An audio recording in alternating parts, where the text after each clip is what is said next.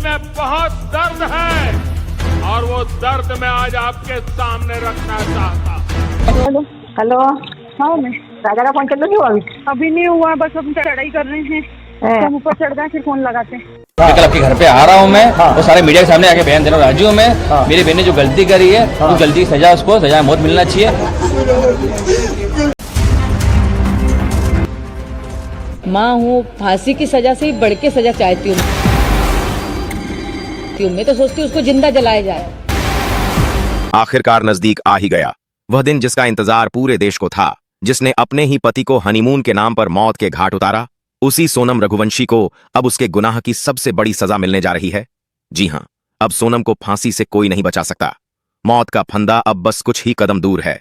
सोनम ने लाख चालें चली, हजारों झूठ बोले, सबूतों को मिटाने की हर मुमकिन कोशिश की, लेकिन कानून के शिकंजे से बचना नामुमकिन था। सिर्फ सोनम ही नहीं, इस खूनी खेल में शामिल 4 और गुनहगारों को भी पुलिस अब फांसी के फंदे तक पहुंचाने जा रही है। जिस प्यार का सपना दिखाकर सोनम ने राजा रघुवंशी से शादी की, उसी प्यार को उसने अपना सबसे खतरनाक हथियार बना लिया। उसने राजा को प्यार के नाम पर धोखा दिया और फिर बड़ी बेरहमी से उसकी जिंदगी छीन ली। अब ना कोई रहस्य बाकी है, ना कोई शक। पुलिस की जांच ने वह हर परत खोल दी है जिसे छिपाने की कोशिश की गई थी। और अब जो होने वाला है वह सिर्फ एक सजा नहीं, एक मिसाल बनने जा रहा है। क्या है इस पूरे केस की सच्चाई? कैसे हुआ यह खून से सना हनीमून? कब होगी सोनम को फांसी? किस मोड़ पर यह केस ऐसा पलटा कि पूरा सच उजागर हो गया? कैसे एक एक सबूत ने सोनम को फांसी की ओर धकेल दिया? इस वीडियो में हम आपको बताएंगे सब कुछ, पूरे फैक्ट सबूत। सोनम के बयान और पुलिस के अनुसार वह हर बात जो अब तक आप लोगों से छिपाई गई थी, मामले की शुरुआत से लेकर उस फैसले तक जिसने इंसाफ की एक नई मिसाल कायम की। लेकिन उससे पहले अगर आप भी राजा रघुवंशी के साथ खड़े हैं और चाहते हैं कि उसे जल्द से जल्द न्याय मिले, तो कमेंट में जरूर लिखें वी वॉन्ट जस्टिस फॉर राजा, और इस वीडियो को अंत तक जरूर देखें क्योंकि यह कहानी आपको भीतर तक झकझोर देगी। लेकिन इस सबसे पहले जरूरी है कि आप इस केस की शुरुआत को ठीक से समझें, क्योंकि यह कोई आम मर्डर केस नहीं था। यह एक ऐसी प्लानिंग थी जो प्यार की चादर में लिपटी हुई थी और जिसके नीचे छुपा था मौत का खौफनाक जाल, हनीमून। जो हर कपल के लिए जिंदगी का सबसे खूबसूरत पल माना जाता है, वही हनीमून इस कहानी में मौत की वजह बन गया। राजा रघुवंशी और सोनम रघुवंशी, जो मध्य प्रदेश के इंदौर शहर के रहने वाले थे, उन्होंने 11 मई 2025 को धूमधाम से शादी की थी और फिर 20 मई को यह कपल अपने हनीमून पर रवाना हुआ जगह चुनी गई थी, मेघालय। फिर 2 दिन असम में घूमने के बाद 22 मई को दोनों शिलांग पहुंचे। वहां के एक लोकल रेंटल एजेंसी से वह लोग एक स्कूटी किराए पर लेते हैं और उसी स्कूटी से आसपास के कुछ जगह घूमते हैं। अगले दिन यानी कि 23 मई की सुबह 5:30 पर वो लोग अपने होटल से चेकआउट कर लेते हैं। वो लोग अपने लगेज बैग को स्कूटी में कैरी करके घूम नहीं सकते थे, इसीलिए उनके पास जितना भी कीमती सामान था उसे वे एक छोटे बैग में डालते हैं और बाकी का लगेज उसी होटल के रिसेप्शन में छोड़ देते हैं। उस दिन सोनम का फास्टिंग था, इसलिए वो लोग एक दुकान से कुछ फ्रूट्स खरीदते हैं और कॉफी पीते हैं। उसके बाद वे लोग उसरा हिल्स की तरफ बढ़ते हैं, जो कि शिलांग से लगभग 60 किमी दूर है। वहां पहुंचने के बाद दोपहर करीब 100 से 1:30 बजे के बीच सोनम अपनी सासू मां से फोन पर बात करती है। इसी कॉल रिकॉर्डिंग से पता चलता है कि राजा और सोनम को नीचे जाकर जहां घूमना था वो उस जगह पर ऑलरेडी घूम चुके थे और करीब 1:30 बजे के आसपास अपने स्कूटी के पास लौट रहे थे। यह राजा और सोनम का आखिरी कॉल होता है, क्योंकि 1:47 पर जब राजा के बड़े भाई सोनम को कॉल करते हैं तो सोनम का मोबाइल रिंग तो होता है लेकिन कोई रिसीव नहीं करता। राजा का फोन तो पहले से ही स्विच ऑफ था, लेकिन 24 मई को सोनम का फोन भी बंद हो जाता है। अब यह क्लियर हो जाता है कि 8:20 से लेकर 8:47 के बीच ही कुछ अनहोनी हुई थी। राजा के बड़े भाई विपिन तुरंत शिलांग पहुंचते हैं। जब वे होटल पहुंचते हैं तो वहां पता चलता है कि राजा और सोनम 23 मई की सुबह 5:30 पर चेकआउट कर चुके थे और उनका लगेज अभी तक वहीं रखा हुआ है। तब से इस बैग को कोई लेने नहीं आया। यह सुनते ही विपिन को यकीन हो जाता है कि कुछ ना कुछ तो अनहोनी हुई है, जरूर दोनों किसी मुसीबत में है। राजा और सोनम का घर वालों से बात हुए 1 दिन से ज्यादा हो चुका था। ऊपर से पूरा नॉर्थ ईस्ट भारी बारिश की चपेट में था। कई जगह बाढ़ और लैंडस्लाइड की वजह से रेड अलर्ट लगा हुआ था। ऐसे में समय रहते खोजबीन नहीं होती तो उनका मिलना मुश्किल हो जाता। इसीलिए राजा के बड़े भाई विपिन ईस्ट खासी हिल्स पुलिस को इन्फॉर्म करते हैं, लेकिन खराब मौसम की वजह से पुलिस भी ज्यादा कुछ नहीं कर पाती। इसलिए खुद ही राजा के फैमिली वाले राजा और सोनम को ढूंढना शुरू कर देते हैं। राजा और सोनम ने अपने ट्रिप की कई फोटो और वीडियो अपने परिवार को भेजे थे। इन्हीं में से एक फोटो में पीछे एक पोस्टर दिखता है, जिसकी मदद से वे उस स्कूटी वाले तक पहुंचते हैं जिससे राजा ने स्कूटी किराए पर ली थी। वह बताता है कि उस स्कूटी में GPS ट्रैकर लगा है, जिससे उसकी लोकेशन पता चल जाती है। जब लोग वहां पहुंचते हैं तो पाते हैं कि स्कूटी एकदम ठीक तरीके से पार्क की गई है, चाबी अभी भी उसमें लगी है। जो अजीब बात है, लेकिन स्कूटी के साथ जो हेलमेट दिया गया था वो भी गायब था। अब भी पुलिस इस केस को उतनी गंभीरता से नहीं ले रही थी, लेकिन जब मध्य प्रदेश के मुख्यमंत्री और सांसद इस केस में दिलचस्पी दिखाते हैं तब जाकर सर्च ऑपरेशन तेज होता है। लेकिन खराब मौसम की वजह से रेस्क्यू करना मुश्किल हो जाता है, मगर ऐसे हालात में भी वहां के लोकल लोग राजा और सोनम को ढूंढने में आगे आते हैं। करीब 50 रेस्क्यू टीम बनाई जाती हैं, जिनमें लोकल्स, पुलिस, एसडीआरएफ, एनडीआरएफ और एनजीओ के लोग मिलकर सर्च ऑपरेशन शुरू कर देते हैं। जहां यह लोग नहीं पहुंच पा रहे थे वहां ड्रोन और हेलीकॉप्टर की मदद से सर्च ऑपरेशन चलता है, लेकिन लगातार बारिश की वजह से काम बहुत मुश्किल हो जाता है। बारिश लगातार हो रही थी, जिसके चलते काफी दिक्कतें हो रही थीं। 2 जून को यानी कि लापता होने के 10 दिन बाद जहां स्कूटी मिली थी वहां से 25 किमी दूर एक बॉडी मिलती है। हाथ में एक टैटू बना हुआ था और उसमें राजा लिखा हुआ था। जब पुलिस वाले विपिन को यह बॉडी दिखाते हैं तो विपिन उसे पहचान लेते हैं कि यह तो उनके ही भाई की बॉडी है। सबका जो डर था वो सच हो जाता है, हाहाकार मच जाता है। लेकिन यहां पर कहानी खत्म नहीं होती, बल्कि यह केस अब और भी उलझ चुका था। राजा के परिवार वालों ने बताया कि जब वह घर से निकले थे तो उनके गले में सोने की चैन थी, हाथ में 2 वेडिंग रिंग्स और एक डायमंड ब्रेसलेट भी पहना हुआ था, जिसकी कीमत करीब Rs 1 लाख थी। लेकिन पुलिस को अब तक जो चीजें मिली थीं उनमें एक सफेद रंग की महिला की शर्ट, एक पेंटोप्राजोल टैबलेट, वीवो का टूटा हुआ मोबाइल और राजा की स्मार्ट वॉच शामिल है। लेकिन सोने की चैन, दोनों रिंग्स और ब्रेसलेट गायब है। पोस्टमार्टम रिपोर्ट से पता चलता है कि राजा के शरीर पर कई जगह धारदार हथियार के घाव थे, यानी उसकी हत्या की गई थी। उनको मारकर नीचे खाई में फेंक दिया गया था। हथियार भी नया था, जैसे राजा को मारने के लिए ही यह खरीदा गया हो।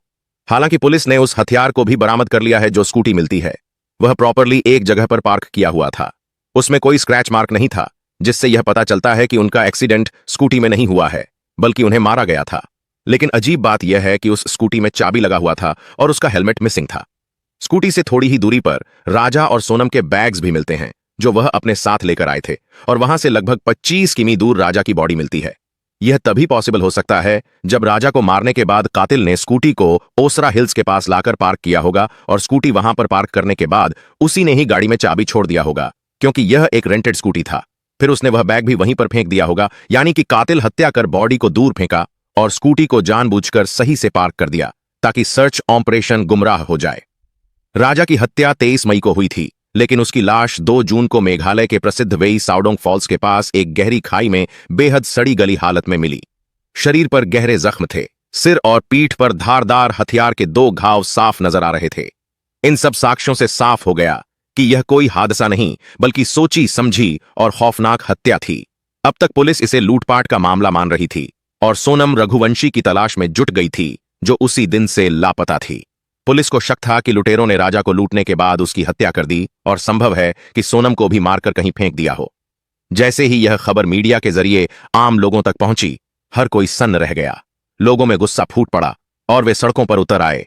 विरोध प्रदर्शन शुरू हो गया। जनता के भारी दबाव के बाद पुलिस ने तुरंत विशेष जांच टीम SIT का गठन किया और सोनम की तलाश को प्राथमिकता दी।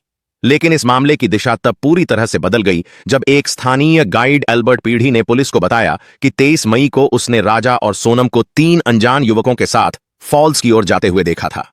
इन तीनों युवकों की सबसे चौंकाने वाली बात यह थी कि वे सभी हिंदी में बात कर रहे थे। इसके बाद पुलिस ने CCTV फुटेज खंगाले। फुटेज में राजा, सोनम और 3 अज्ञात युवकों को एक साथ घूमते देखा गया। जब पुलिस ने सोनम के मोबाइल की कॉल डिटेल रिकॉर्ड CDR निकाली तो कई संदिग्ध कॉल्स इंदौर और यूपी के नंबरों पर मिलते पाए गए। इसके बाद मेघालय पुलिस ने इंदौर और यूपी की पुलिस के साथ मिलकर दोनों ही राज्यों में अलग अलग जगह छापेमारी करके 4 लोगों को पकड़ लिया। इनमें राज कुशवाहा और विशाल चौहान को इंदौर से आकाश, राजपूत को इंदौर के पास से और आनंद कुर्मी को बीना से गिरफ्तार कर लिया गया। शायद सोनम को इस बात की भनक लग गई थी कि उसके साथी अब पुलिस की गिरफ्त में आ चुके हैं। इसी डर से उसने आत्मसमर्पण करने का फैसला किया और फिर 8 जून की रात करीब 9 बजे यूपी के गाजीपुर में एक ढाबे पर एक लड़की बदहवास हालत में पहुंची। उसने काले रंग की टी-शर्ट और लोअर पहन रखा था, बाल बिखरे हुए थे, चेहरा बेहद थका हुआ लग रहा था, जैसे कई दिनों से सोई ना हो। डर और घबराहट उसके चेहरे पर साफ झलक रही थी। लड़की ने ढाबे वाले लड़के से कहा, भैया क्या मुझे आपका फोन मिलेगा? मुझे अपने घर वालों से बात करनी है। ढाबे वाले ने बिना सवाल किए अपना फोन दे दिया। जैसे ही लड़की ने कॉल किया वह रोने लगी। उस वक्त कोई नहीं जानता था कि यह लड़की कौन है। वहीं मौजूद कुछ महिलाओं ने उसे पहचानने की कोशिश की, लेकिन किसी को भी यह अंदाजा नहीं था कि यह वही सोनम रघुवंशी हो सकती है, क्योंकि गाजीपुर मेघालय से करीब 11 सुनने की वो माज साहब की 100 की आमी दूर है। फोन पर भाई से बात करने के बाद सोनम वहीं एक चारपाई पर बैठकर फूट फूट कर रोने लगी। तभी उसी नंबर पर सोनम के भाई का कॉल आया। उसने ढाबे वाले से कहा, भाई साहब आप तुरंत पुलिस को फोन करो। ढाबे वाले ने फौरन पुलिस को सूचना दी। करीब 30 मिनट बाद पुलिस मौके पर पहुंची। जब सोनम ने अपनी पहचान बताई तो पुलिस समझ गई कि यही वह लड़की है जिसकी तलाश में मेघालय पुलिस पिछले 17 दिनों से जुटी हुई थी। फिर सोनम को गाजीपुर पुलिस अपने साथ ले गई और बाद में मेघालय पुलिस को सौंप दिया गया। सोचिए, जो सोनम पिछले 17 दिन से लापता थी, जिसे सबने मरा हुआ मान लिया था, वही सोनम जब उसके साथियों की गिरफ्तारी होती है तो कैसे खुद ही अपने भाई को फोन करती है। अगर वह निर्दोष थी और जिंदा थी तो क्या यह काम पहले भी नहीं कर सकती थी? 7 जून तक सोनम एक मासूम पत्नी थी जिसके लिए पूरा देश इंसाफ मांग रहा था। लेकिन 8 जून की रात जब वह गाजीपुर के एक ढाबे से गिरफ्तार हुई तो जैसे सच्चाई ने सबको झकझोर कर रख दिया। असली झटका तो तब लगा जब पता चला सोनम ही अपने पति राजा की कातिल है। और वह अकेली नहीं थी। इस कत्ल की कहानी के पीछे है एक प्लान, एक प्रेमी और 3 खूनी साए। सोनम रघुवंशी शुरुआत में सारी बातें छुपाती आ रही थीं, लेकिन पुलिस द्वारा सबूतों की बौछार और कड़ी पूछताछ के बाद सोनम ने टूटते हुए बताया कि उसने अपने प्रेमी राज कुशवाहा के साथ मिलकर अपने पति राजा रघुवंशी की हत्या की साजिश 3 महीने पहले ही रची थी। सोनम ने यह भी कबूल किया कि इस साजिश में राज के 3 दोस्त आकाश राजपूत, विशाल सिंह चौहान और आनंद कुर्मी को RS-20 लाख की सुपारी दी गई थी। उसने कहा कि वह राजा को मारने के लिए किसी भी हद तक जा सकती थी। हनीमून पर उसका जाने का एक ही मकसद था, राजा की हत्या। और राजा की हत्या करने के बाद उसे जरा भी अफसोस नहीं है, बल्कि वह खुश है। बस दुखी इसलिए है कि वह पकड़ी गई। इसके अलावा सोनम ने बताया कि राजा को 23 मई को शिलांग के नोंगिया ट्रैकिंग स्थल पर बेरहमी से मारने के लिए पहाड़ी इलाके में ले जाया गया। फिर आकाश राजपूत, विशाल सिंह चौहान और आनंद कुर्मी ने पीछे से पेड़ काटने वाले धारदार कुल्हाड़ी से हमला किया। राजा गंभीर रूप से घायल हो गया, लेकिन फिर भी वह लड़ता रहा। उसने अपनी जान बचाने की भरपूर कोशिश की। घायल होने के बाद भी राजा करीब 12 मिनट तक लड़ता रहा। मुझे डर लगने लगा था कि कहीं राजा बच ना जाए और हमें नुकसान ना पहुंचा दे। मुझे मेरा प्लान फेल होता हुआ दिख रहा था, इसलिए मैंने चिल्लाकर कहा, मार दो इसे। फिर तीनों ने मिलकर राजा पर कई हमले किए, जिससे राजा जमीन पर गिर गया। तब तक राजा की सांसें चल रही थीं, लेकिन ज्यादा खून बहने की वजह से वह उठ नहीं सका। और फिर हम चारों ने मिलकर उसे खाई में फेंक दिया। खाई में गिरते ही उसकी मौत हो गई। हत्या के बाद सोनम ने अपना रेनकोट आकाश को दिया, क्योंकि उसके रेनकोट पर खून के धब्बे लग गए थे। बाद में उस रेनकोट और 2 व्हीलर को घटनास्थल से कुछ दूरी पर ले जाकर छोड़ दिया गया। पुलिस ने सोनम के लापता रहने के दौरान यही रेनकोट बरामद किया, जिसकी CCTV फुटेज स्क्रीन पर देखी जा सकती है। सोनम ने पुलिस को बताया कि उनका मकसद राजा को सेल्फी डेथ की तरह दिखाकर हत्या को हादसा बनाना था, जिसमें राजा को खाई के किनारे ले जाकर धक्का देना था। लेकिन बारिश और समय की कमी के कारण यह प्लान फेल हो गया। इसके बाद उन्होंने सीधे राजा की हत्या कर दी और फिर मोबाइल और अन्य सबूतों को मिटाने की कोशिश की गई। हत्या के बाद सोनम ने राजा के मोबाइल से इंस्टाग्राम पोस्ट डालकर यह दिखाने की कोशिश की कि वह जिंदा है, ताकि शक न हो। इसके अलावा सोनम ने अपना मोबाइल और सिम नदी में फेंक दिया, ताकि उसकी लोकेशन ट्रेस ना की जा सके। पकड़े जाने के डर से सोनम वहां से बुर्खा पहनकर निकली, फिर ऑटो, बस और ट्रेन के माध्यम से इंदौर पहुंची। मगर पुलिस ने जब social media activity, call details, GPS travel record और गवाहों को जोड़ा तो पूरे प्लान की परतें खुलने लगीं। पूछताछ में सोनम ने यह भी माना कि वह हत्या के बाद सीधे इंदौर अपने प्रेमी राज के पास गई थी और वहां एक किराए के फ्लैट में छुपी रही। इस दौरान राज ने उसके लिए किराने का सामान भी ऑनलाइन ऑर्डर किया था। इस फ्लैट को आकाश ने RS-51,000 एडवांस देकर 2 महीने के लिए किराए पर लिया था, जहां सोनम 26 मई से 8 जून तक रुकी। राजा की हत्या के बाद सोनम उसी कमरे में अपने आशिक के साथ रंगरलियां मना रही थीं। सोचिए, जिस सोनम की तलाश पुलिस बिहार, उत्तर प्रदेश, बांग्लादेश और ना जाने कहां कहां कर रही थी, वह सोनम अपने ही घर के आसपास के इलाके में एक किराए के कमरे में आराम से अपने आशिक के साथ रह रही थी। उसके साथ वह सब करता था जो एक पति पत्नी शादी के बाद करते हैं। और सबसे हैरान करने वाली बात, इसी फ्लैट में सोनम ने अपनी मां को भी बुलाकर उनसे मुलाकात की थी। यानी सोनम की मां को यह सब पहले से ही पता था। राजा की हत्या में सोनम का जितना हाथ है, उतना ही हाथ सोनम की मां का भी है। उन्होंने खुद एक मां होकर दूसरी मां से उसका बेटा छीन लिया। इसके अलावा सोनम ने पुलिस को यह भी बताया कि वह राजा से शादी नहीं करना चाहती थी, लेकिन घर वालों ने जबरदस्ती की पिता की तबीयत खराब थी, उन्हें हार्ट की समस्या थी, इसीलिए मजबूरी में शादी के लिए हां कर दी। लेकिन उसने पहले ही अपनी मां को कह दिया था, मैं शादी तो कर लूंगी, लेकिन इसका अंजाम बहुत बुरा होगा। और वही हुआ अंजाम राजा की हत्या में सामने आया। सोनम ने बताया कि जब उसने राजा से शादी की, तभी तय कर लिया था कि इस शादी को ज्यादा दिन तक नहीं चलाना है और एक सही वक्त पर राजा को खत्म कर देना है, ताकि वह अपने प्रेमी राज कुशवाहा के साथ शादी कर सके। उसने जो पुलिस को बयान दिया, उसमें बताया कि उसके प्रेमी ने ही उसे बार बार समझाया था, अगर तुम राजा को हटा दोगी तो तुम्हारे घर वाले भी हमारी शादी के लिए मान जाएंगे। और यही सोचकर सोनम ने राज को भरोसे में लेकर साजिश रचनी शुरू की। शादी के बाद जब सोनम राजा के घर आई थी तो महज 4 दिन ही रही। इसके बाद अपने मायके चली गई थी। लेकिन इन 4 दिनों में उसने राजा के साथ कुछ भी नहीं किया, जो आमतौर पर एक पति पत्नी शादी के बाद करते हैं। सोनम ने यह कहकर मना कर दिया था कि हनीमून से आने के बाद ही यह सब होगा। इससे आप अंदाजा लगा सकते हैं कि सोनम कितनी शातिर थी। पुलिस जांच में यह भी पता चला कि राज सोनम के भाई की फैक्ट्री में काम करता था। उसका काम सिर्फ मजदूरी तक सीमित नहीं था, वह सोनम के भाई के पूरे व्यापारिक लेनदेन में शामिल रहता था। और इसी वजह से सोनम के परिवार में उसकी आवाजाही और मौजूदगी कुछ ज्यादा ही बढ़ती गई। शुरुआत में राज सोनम को दीदी कहकर बुलाता था, लेकिन वक्त के साथ उनके बीच बातचीत बढ़ने लगी। फोन कॉल, व्हाट्सएप और मैसेजिंग ने धीरे धीरे उनकी बातचीत को इमोशनल क्लोजनेस में बदल दिया। राज कोई आम नौकर नहीं था, वह सोनम के भाई के व्यापार में शामिल एक भरोसेमंद कर्मचारी था। उसी दौरान सोनम और राज के बीच एक खतरनाक प्रेम कहानी शुरू हुई, जिसने राजा की हत्या, परिवार की बर्बादी और पूरे देश को हिला देने वाले मामले को जन्म दिया। सबसे हैरान करने वाला सच तब सामने आया जब पता चला कि राजा की हत्या के बाद यह लोग सोनम जैसी दिखने वाली एक और महिला की हत्या करके उसकी लाश को स्कूटी के साथ जलाने वाले थे और जली हुई लाश को सोनम की लाश बताने वाले थे। अगर मेघालय पुलिस समय रहते नहीं पहुंचती तो वे लोग किसी और महिला को मारकर यह कह देते कि यह सोनम की लाश है। इसके बाद सोनम कुछ दिनों के लिए अंडरग्राउंड हो जाती और किसी को पता भी नहीं चलता। यह केस भी बंद हो जाता। फिर सोनम और राज किसी और शहर में जाकर शादी कर लेते। यानी इन दरिंदों को ना इंसानियत का ख्याल था, ना किसी की जान की कीमत। पुलिस जांच में यह भी सामने आया कि सोनम ने मोबाइल में एक नई सिम डलवाई थी ताकि पुलिस को ट्रैकिंग में दिक्कत हो।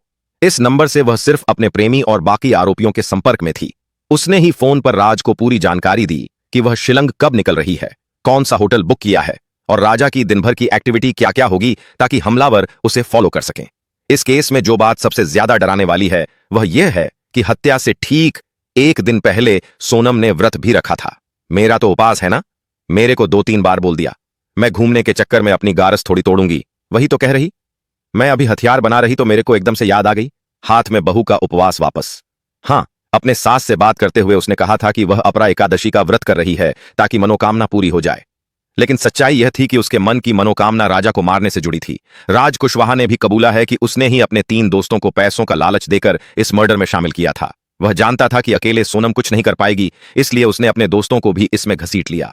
हर आरोपी ने अपना जुर्म स्वीकार किया और यह भी साफ हो गया कि हत्या किसी एक का फैसला नहीं था, बल्कि यह सभी के बीच महीनों पहले से बनाई गई एक सोची समझी साजिश थी। पुलिस ने चारों आरोपियों के पास से वह मोबाइल फोन, बातचीत के कॉल रिकॉर्ड्स, लोकेशन डिटेल्स और डिजिटल ट्रांजैक्शन के सबूत बरामद किए, जो हत्या की प्लानिंग में सोनम और राज कुशवाहा के सीधे जुड़ाव को साबित करते हैं। राजा के पूरे परिवार का कहना है कि जब तक सोनम को फांसी नहीं दी जाती, राजा को इंसाफ नहीं मिलेगा। उनकी मां की आंखों में सिर्फ एक ही बात है, बेटे की हत्या का बदला और सोनम को फांसी की सजा। फिलहाल पुलिस भी सोनम के नार्को टेस्ट की तैयारी में जुटी हुई है और माना जा रहा है कि इस टेस्ट के बाद और भी कई बड़े राज खुल सकते हैं। लेकिन जो कुछ भी सोनम ने किया वो किसी भी तरह माफी के काबिल नहीं है। इस वारदात का पर्दाफाश करने के लिए मेघालय पुलिस ने चारों आरोपियों को घटनास्थल पर लाकर हर एक डिटेल को लाइव दोहराया। 17 जून को मेघालय के सोहरा में उस वक्त सबकी रूह कांप गई जब पुलिस ने राजा रघुवंशी मर्डर केस का लाइव क्राइम सीन रिक्रिएशन करवाया। उसी खाई के किनारे, उसी सेल्फी पॉइंट पर जहां कभी राजा की चीखें गूंज रही थीं, दोबारा उसी जगह चारों आरोपी खड़े थे। सोनम रघुवंशी और उसके 3 साथी विशाल, आकाश और आनंद ने पुलिस के सामने पूरी वारदात को फ्रेम दर फ्रेम दोहराया। पुलिस भी हैरान थी क्योंकि राजा को मौत के घाट उतारने और लाश को गायब करने में इन चारों ने महज 180 सेकंड यानी सिर्फ 18 मिनट का समय लिया था।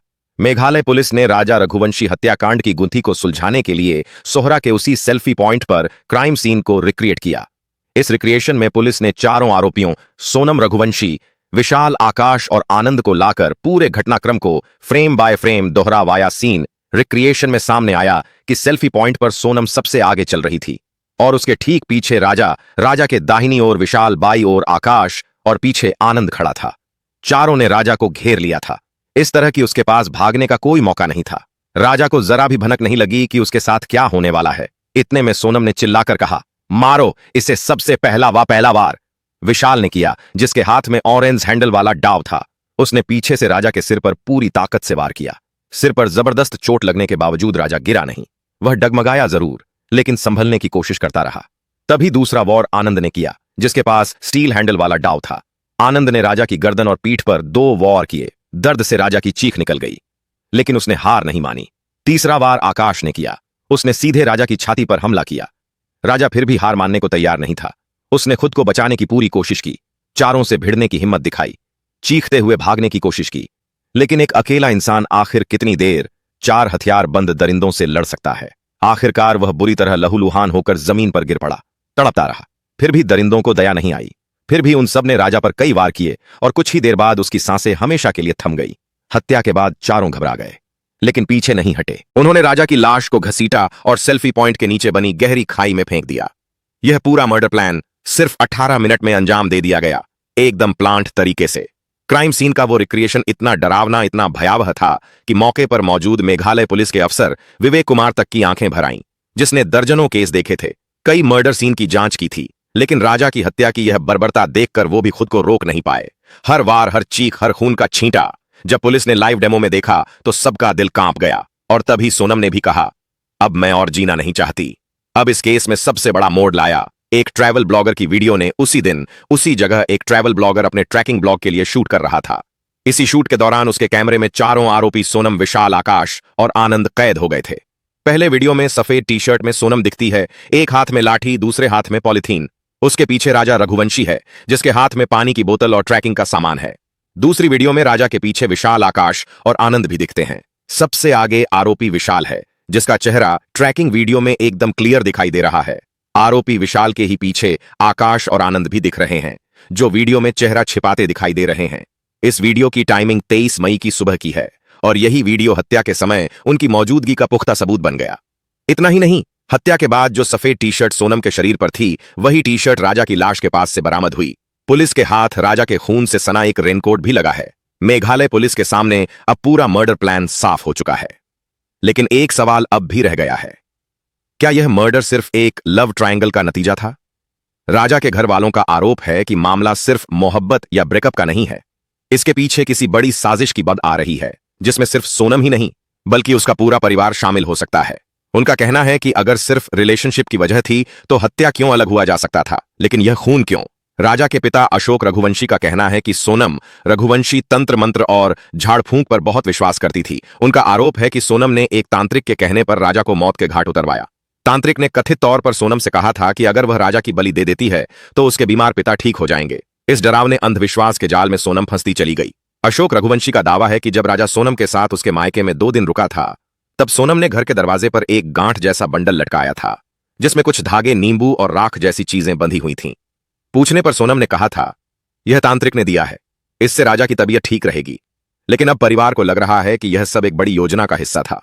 इतना ही नहीं, राजा की मां और भाई ने भी आरोप लगाया कि हत्या गार्यास जैसे विशेष तिथि को की गई, जो कई तांत्रिक प्रक्रियाओं के लिए महत्वपूर्ण मानी जाती है। उन्हें शक है कि इस दिन को खास तौर पर मानव बलि के लिए चुना गया। अब सवाल यह उठता है कि अगर यह बात सही है तो क्या सोनम वाकई किसी तांत्रिक के बहकावे में आकर राजा की बलि देने के लिए तैयार हो गई थी? इस पूरे मामले में अब मेघालय पुलिस के सामने एक नई चुनौती खड़ी हो गई है। क्या यह हत्या तंत्र मंत्र के अंधविश्वास में की गई या यह बस एक बहाना है? असल वजह कुछ और है। पुलिस अभी तक इस एंगल की पुष्टि नहीं कर रही, लेकिन जांच अधिकारी इस पहलू को भी नजरअंदाज नहीं कर रहे।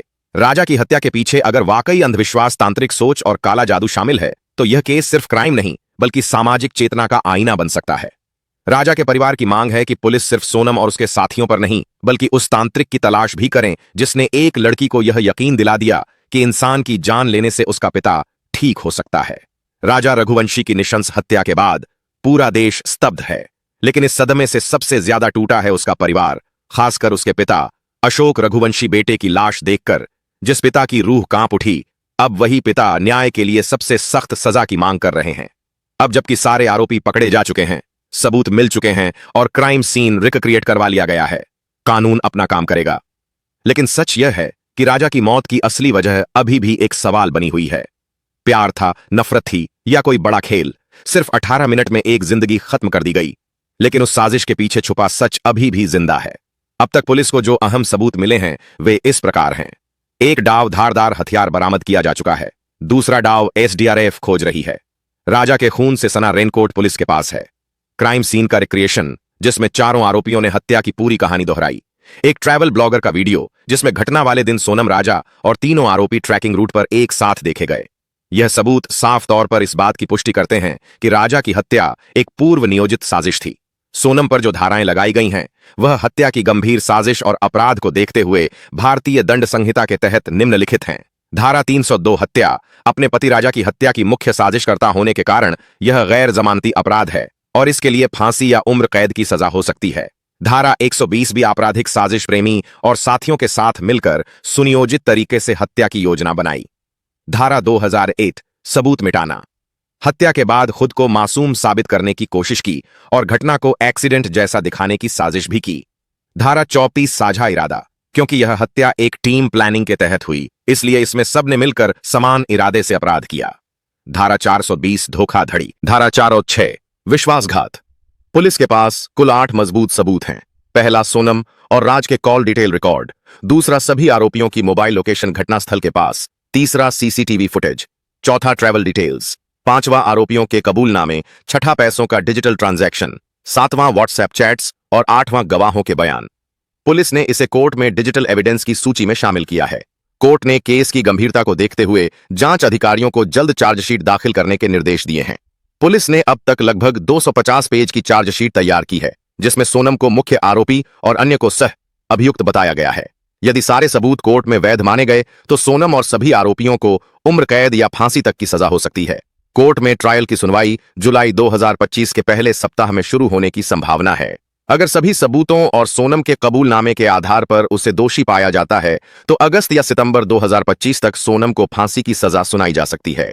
यह मामला अब सिर्फ एक हत्या का नहीं बल्कि एक विश्वासघात, एक पूर्व नियोजित प्रेम षड्यंत्र और एक निर्दोष पति के कत्ल की सच्ची कहानी बन चुका है। और यही वजह है कि पूरा देश एक सुर में कह रहा है, वी वांट जस्टिस फॉर राजा और सोनम को फांसी दो। अगर आप चाहते हैं कि राजा को न्याय मिले और सोनम को सजा तो नीचे कमेंट करें। इस वीडियो को ज्यादा से ज्यादा शेयर करिए ताकि लोगों को सोनम की हकीकत पता चल सके और राजा को न्याय मिल सके। साथ ही इस केस से जुड़ी हर अपडेट पाने के लिए चैनल को सब्सक्राइब करके बेल नोटिफिकेशन को ऑल पर सेलेक्ट कर लें ताकि हमारी नई वीडियो की नोटिफिकेशन